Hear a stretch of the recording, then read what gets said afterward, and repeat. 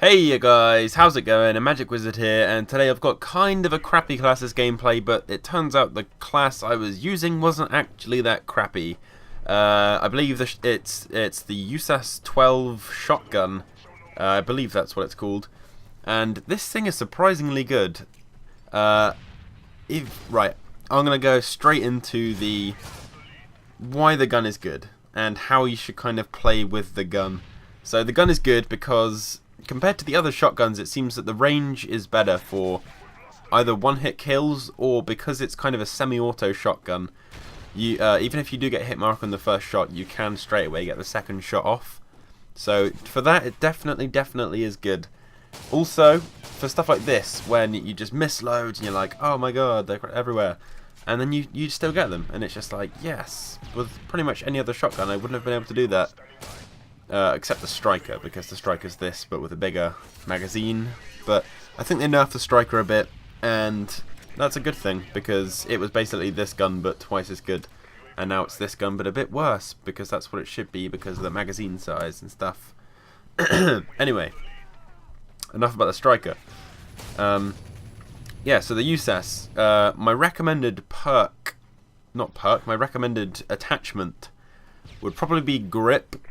Mainly because there's not anything else that's really that useful. Maybe once you get extended mags, go for extended mags.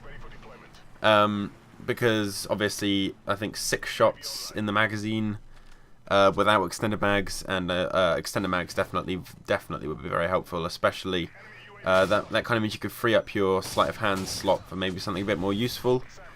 But who knows? I mean, it's up to you really. My recommended proficiency would be either what is it called? Kick. Depending on whether you've got grip on or not. You know, if you're going extended mags, you can go kick. Or if you're going grip, then I recommend that you go for probably focus. Because this gun at close range, if you're getting shot, it does swing up quite a lot. And it can get very, very annoying. So, yeah. So far, we've kind of gone through that you should use grip and you should use focus, because I personally think that they are the best. When it comes to perks, if you don't have extended mags, I would recommend sleight of hand, because you will be reloading fairly often with this gun.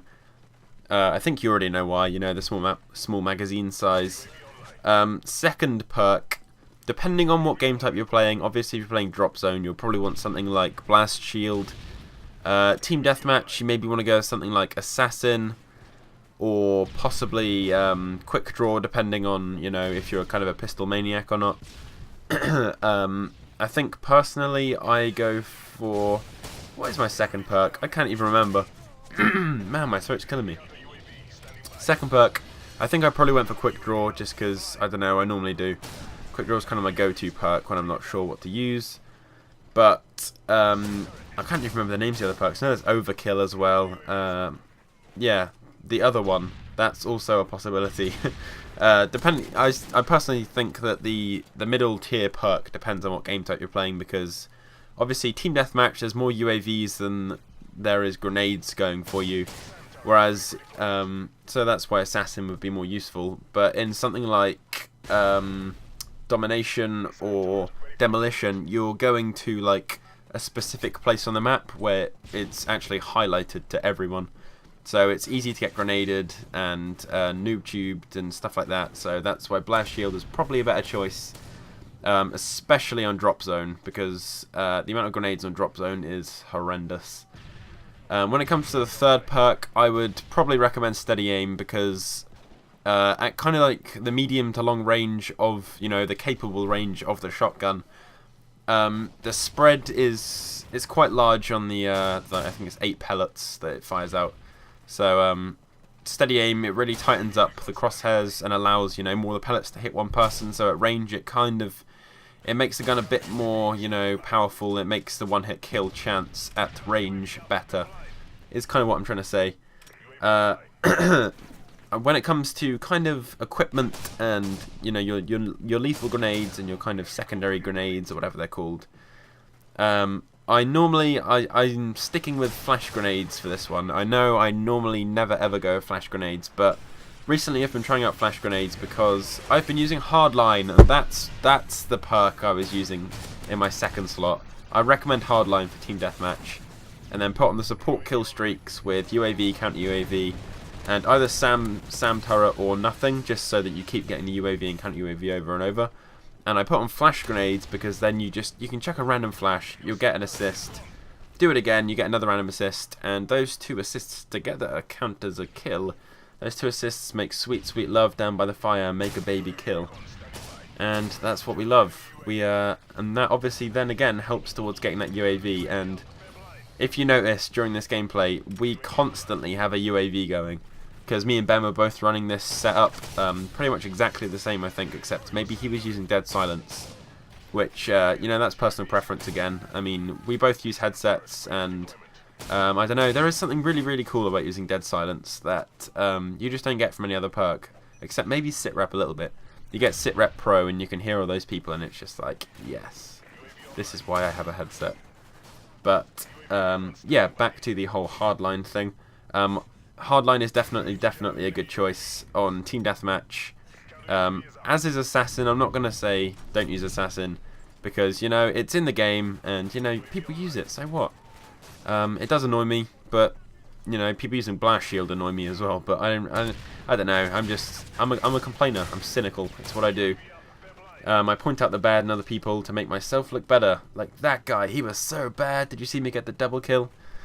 Yeah. So that's kind of like a simplistic design on a class which you could try out if you want to give the USAS a go. Personally, I would say it's probably the best shotgun at the moment. I haven't used the Striker in a while. I know the Striker is good as well. I'm not exactly I'm not certain how bad, not how bad, but how they made it worse. So I can't really compare them, and I've got some crazy hand movements going on here. I'm not really sure how they made it worse. I'm doing like DJ hands, like DJing, I guess. Off topic again. This keeps happening. Yeah. So flash grenades or, you know, concussion. That's kind of, you know, personal preference, and it depends on the game type. If you're going for something like drop zone, then maybe EMP grenades will be helpful, because you seem to well, the enemy seem to get the little recon drones often. And in case you're wondering, the EMP grenades do actually destroy the recon drones. And check this grenade out. Boom! It gets him. It was perfect. I knew he was there because he just killed me. And look at this for a revenge grenade. I just lob it over this building, and look how close it lands to him. Ah, there it is. Damn, that's precision. That's why I like using Semtex. But I have recently been using C4, and I love C4. It's so good. But anyway, guys, that's the end of the video. The gun was the USAS 12. And as usual, I will catch you beasts next time. Goodbye.